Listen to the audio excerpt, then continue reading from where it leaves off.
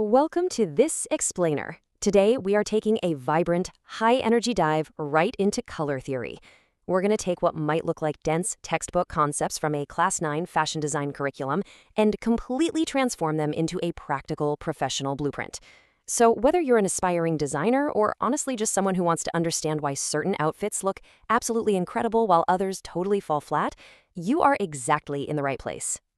We've got 6 quick phases to cover today. First up, the foundation of color. 2, mastering neutrals. 3, perfect combinations. 4, psychology and context. 5, skin, fabric, and lighting. And finally, 6, industry secrets.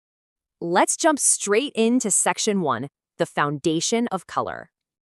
Okay, so the iconic 12-color wheel is really your starting point here, and it's built in 3 distinct layers. First, you have your primary colors, red, yellow, and blue. These are the absolute source. You literally cannot mix them from anything else. Now combine those and you get your secondary colors, like orange and green. Finally, if you mix a primary with its neighboring secondary, you get 6 tertiary colors.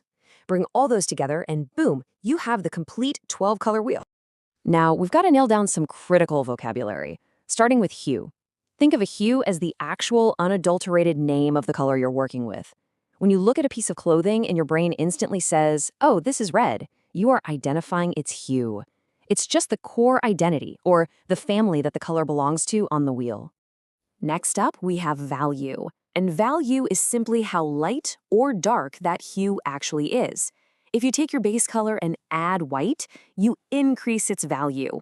We call this a tint. Think of those light pastel, spring, and summer vibes.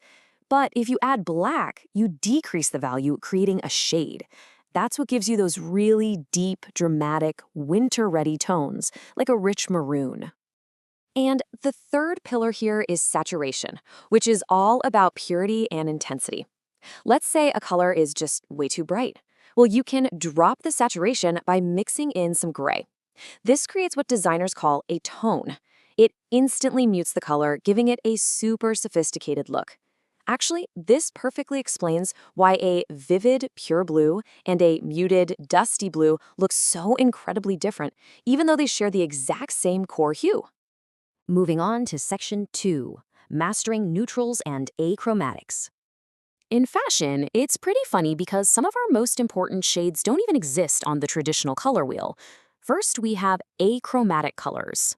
Achromatic technically means entirely without color, so this refers strictly to pure black, pure white, and pure gray. Scientifically speaking, these have absolutely no base hue whatsoever. None. But what's really interesting is how this contrasts with neutral colors. In the industry, we call beige, cream, and tan neutrals, but scientifically, they aren't actually achromatic. They do possess a very faint, heavily desaturated hue. Usually there's a tiny hint of yellow or orange in there. But practically speaking, because they're so subtle, both achromatics and neutrals act as your ultimate wardrobe staples. If you've got a wildly bold jacket, pairing it with a neutral or achromatic piece instantly balances the whole look without clashing. All right, section 3, formulas for perfect combinations. So how do you mix these? Well, here is your cheat sheet of 6 foolproof formulas for combining colors. You can go for high contrast drama with complementary colors. Those sit directly opposite each other on the wheel, like red and green. Or you can choose analogous, which are just gentle neighbors sitting next to each other. You can get a bit more complex with triadic or split complementary, or, and this is a personal favorite, keep it incredibly elegant with a monochromatic look. That's where you take just one single hue, but you mix up its tints, tones, and shades to build depth. But knowing which colors to pick, that's really only half the battle. The proportion is the real secret here. To mathematically ensure your outfit looks perfectly balanced, you've got to apply the 60-30-10 rule. Basically, your outfit should be 60% dominant color, like your main suit or dress, 30% secondary color, maybe the shirt underneath, and a vibrant 10% accent pop. Think a tie, a scarf, or a real statement pair of shoes. That brings us to section 4, color psychology and context. Let's talk visual temperature. Warm colors, your reds, oranges, and yellows, they project energy. They literally appear to step forward visually towards the viewer. Cool colors, on the other hand, like blues, greens, and purples, offer a calming effect and kind of recede into the background. But here is a massive designer pro tip for you. Every color has warm and cool versions. So yes, even a red can clash with another red if one has a warm orangey undertone and the other has a cool purplish undertone. Beyond just temperature, color carries deep psychological and cultural weight, and this is especially true when you compare Western and Indian contexts. For instance, in the West, white is famously associated with bridal purity, right? But traditionally, in many parts of India, it's actually associated with mourning. Red might mean danger or passion in one culture, but it represents absolute auspiciousness and marriage in another.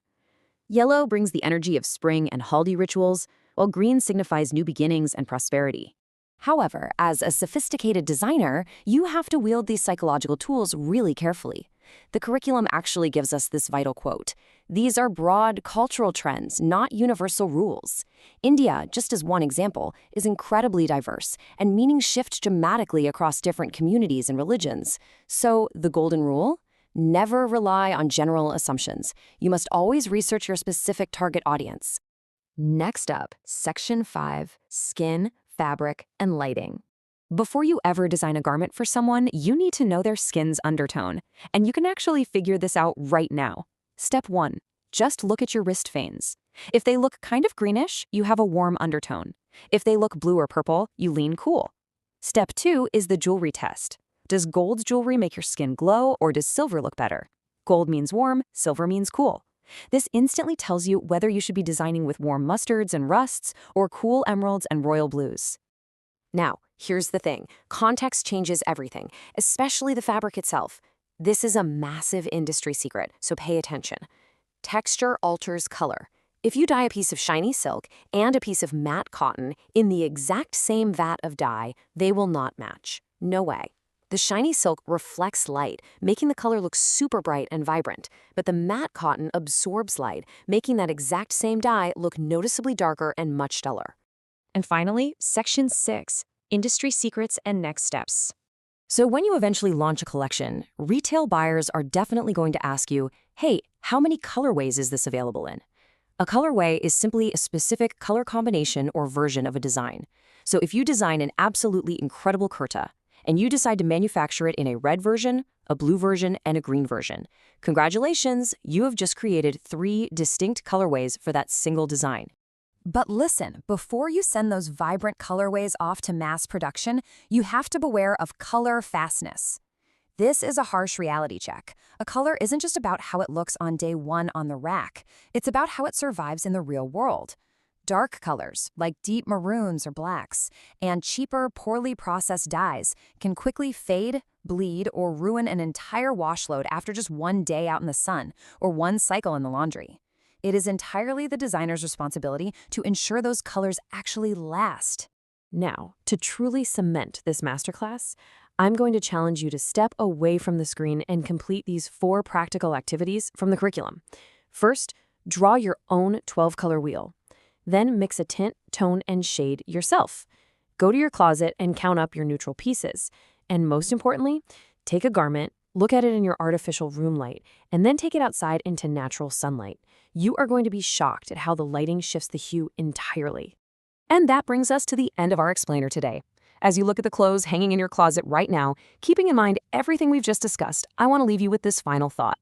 If the texture of a fabric, the warmth of the lighting, and the cultural context of the wearer are constantly changing what our eyes actually perceive, does a true color ever really exist? Or is fashion just a brilliantly designed illusion of light? Think about that next time you get dressed. Until next time.